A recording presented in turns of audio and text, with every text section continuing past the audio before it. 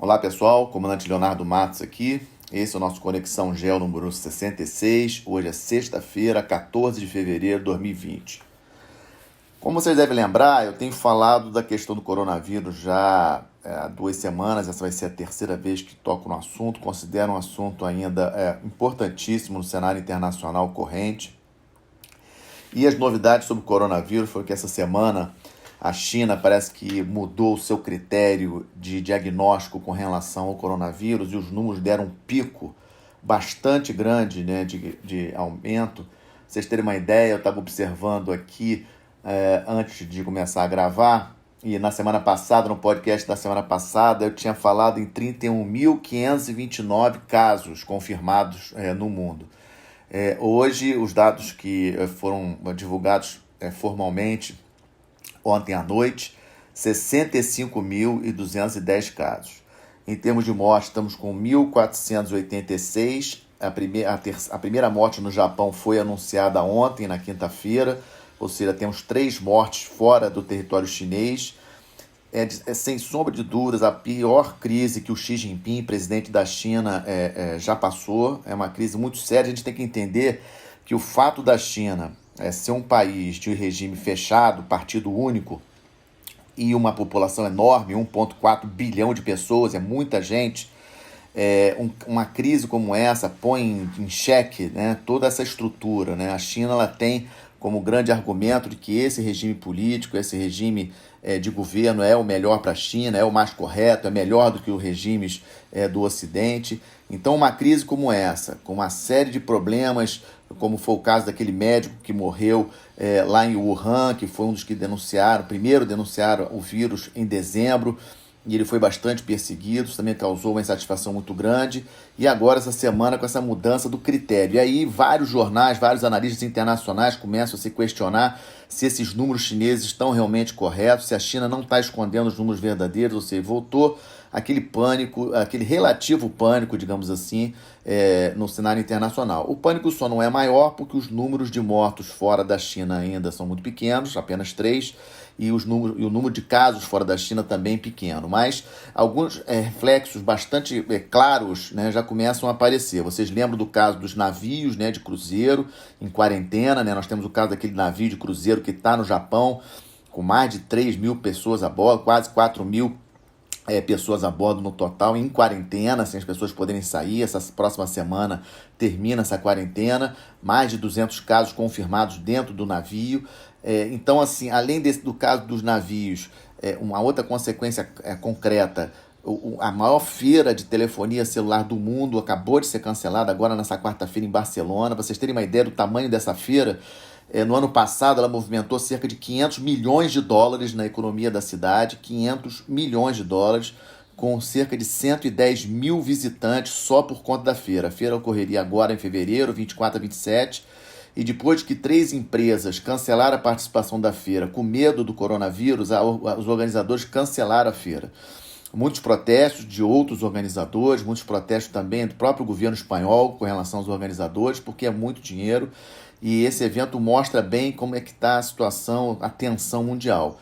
O Grande Prêmio de Fórmula 1 de Xangai, previsto para abril, também já foi postergado, sem data ainda para ocorrer, ou seja, mais um sinal. Japão preocupadíssimo, né? Obviamente, tem uma Olimpíada agora, esse ano, no final de janeiro, tem outras competições pré-olímpicas que correrão no Japão agora, nos próximos meses. Ou seja, turismo, né? Turismo, a indústria, a princípio, a indústria mais afetada por enquanto pela questão do coronavírus.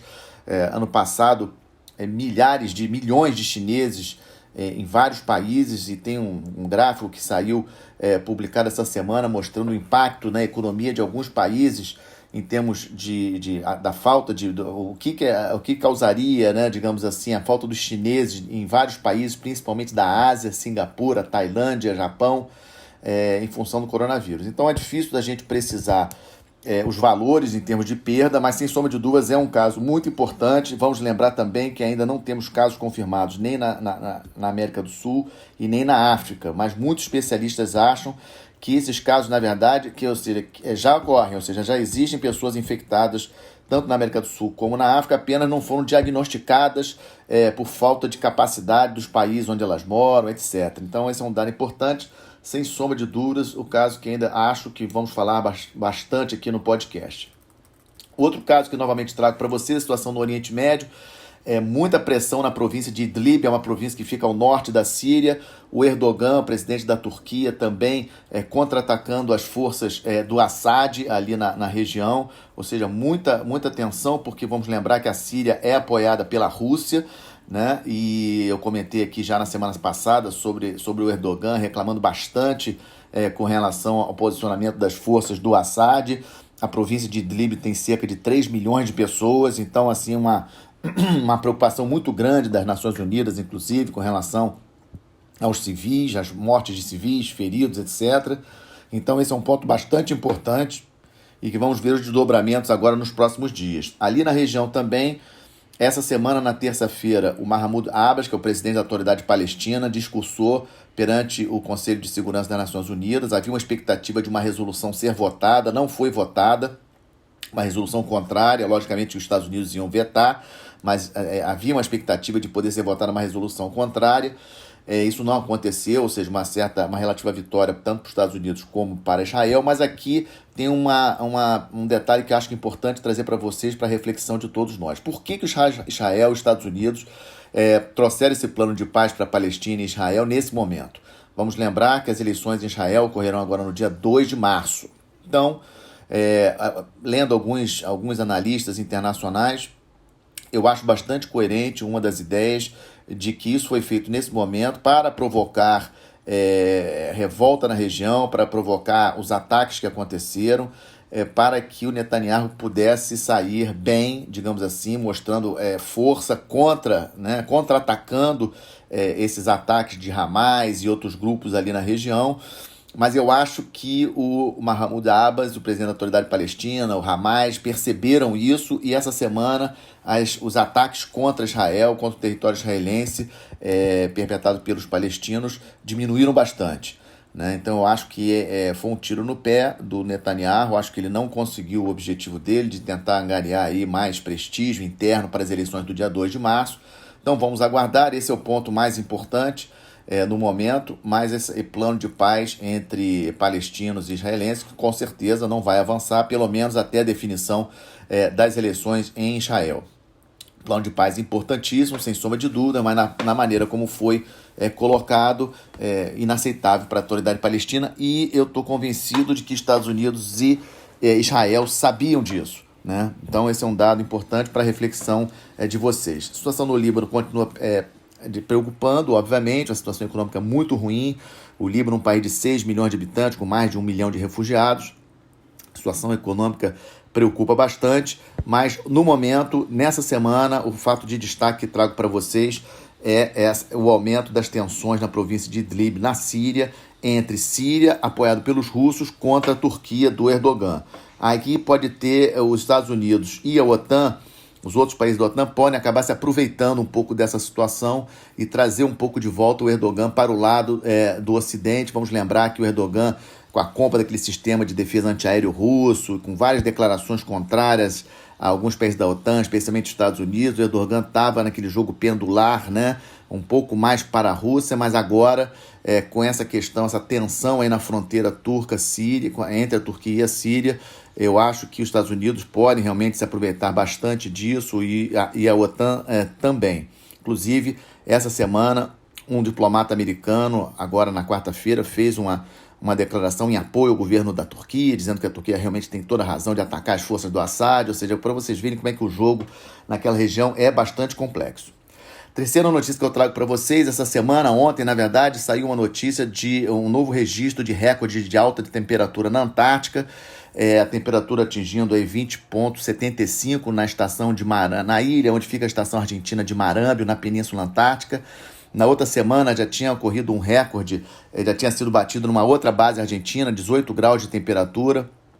E, obviamente, que o fato do aumento da temperatura em si não não é um grande evento geopolítico, a princípio, para trazer para vocês, mas eu aproveito para mostrar, para lembrar a todos da importância da presença brasileira na Antártica, por que temos que estar na Antártica. A Antártica é um continente em que não tem uma soberania definida, um continente que, pelo Tratado da Antártica, é destinado para a paz mundial, para a ciência, mas a questão que eu sempre coloco nas minhas palestras é até quando, né? Um continente maior do que o Canadá, com muitas riquezas minerais, e essa questão do até quando realmente me incomoda bastante. Eu sempre que posso falo um pouco sobre isso.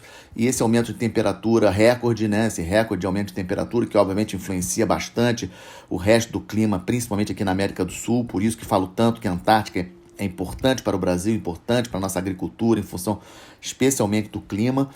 Então aproveita esse dado novo para lembrar a vocês do porquê é importante o Brasil estar na Antártica. O Brasil agora acabou de inaugurar a nossa nova estação, inaugurada pelo vice-presidente da República, e temos que pensar agora nos próximos passos, na ampliação da nossa presença no continente antártico. Lembrando que a China, por exemplo, chegou na Antártica depois que o Brasil já está construindo a sua 5ª estação no continente. Então é um dado bastante importante. E aproveito, já que estou falando de Antártica, lembrar vocês sobre o Ártico. O Ártico não possui um tratado como a Antártica, né? O Ártico, quando a gente fala de Ártico, essa região do Ártico, que a gente considera que é aquela região dentro do Círculo Polar Ártico, ela tem tanto pedaço de países já com soberania definida, como também de oceano. O Oceano Ártico é a questão que, digamos assim, mais suscetível à preocupação, porque tem a questão da exploração de petróleo e gás no Oceano do Ártico, tem a questão também de pesca, tem a questão também de presença de submarinos balísticos no Oceano Ártico, os submarinos balísticos das potências, Rússia, Estados Unidos, Reino Unido e França principalmente, eles se posicionam no Oceano Ártico, porque ali eles ficam mais próximos dos possíveis alvos dos seus mísseis balísticos nucleares. Então o Oceano Ártico, o Ártico de uma maneira geral, diferente da Antártica, ele não tem um tratado, né? E essa semana teve uma conferência na Noruega que surgiu novamente a discussão sobre a possibilidade de ter um tratado no Ártico para tentar regular algumas coisas, do tipo retirar do espaço ártico a presença de bases militares e coisas do tipo, exercícios militares, mas isso eu considero impossível. Mas é interessante, quis trazer para vocês esse dado que surgiu essa semana, essa discussão nessa conferência que ocorreu lá na Noruega, ou seja, muitos acadêmicos, os cientistas preocupados com a questão climática também, tentando aí ver se conseguem colocar esse tratado do Ártico, mas isso não vai acontecer. O Ártico ele tem um conselho do Ártico formado pelos países que são cortados pelo Círculo Polar Ártico. São 8 países. Além desses outros países, tem os observadores do Conselho do Ártico, 13 países, mais 25 organizações das mais diversas. E aproveito também a oportunidade para lembrar que o Brasil não faz parte desse conselho como observador. Eu acho que o Brasil, como um país importante no cenário internacional, tem que estar presente em todos os fóruns, né? E o Ártico, a questão do Oceano Ártico, a questão essas discussões sobre meio ambiente, etc. E o Brasil tem que estar presente lá no Conselho do Ártico. Esse é um ponto que a gente vai voltar a falar aqui no Conexão em outras oportunidades.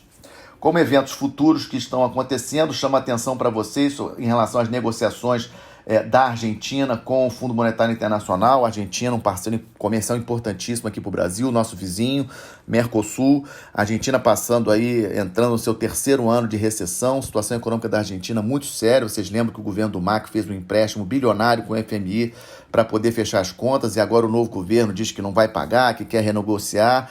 Há uma preocupação muito grande dos mercados internacionais com relação a um possível novo calote da Argentina. A situação econômica da Argentina preocupa bastante. Estamos de olho nessas negociações do FMI com o novo governo argentino, um país muito importante para nós.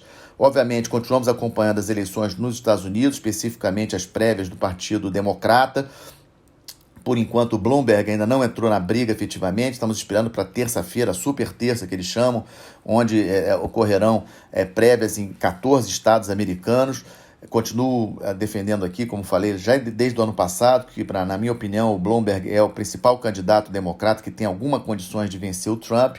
Vamos aguardar as próximas primárias, mas sem sombra de dúvidas, um evento importante que aqui no Conexão precisamos acompanhar.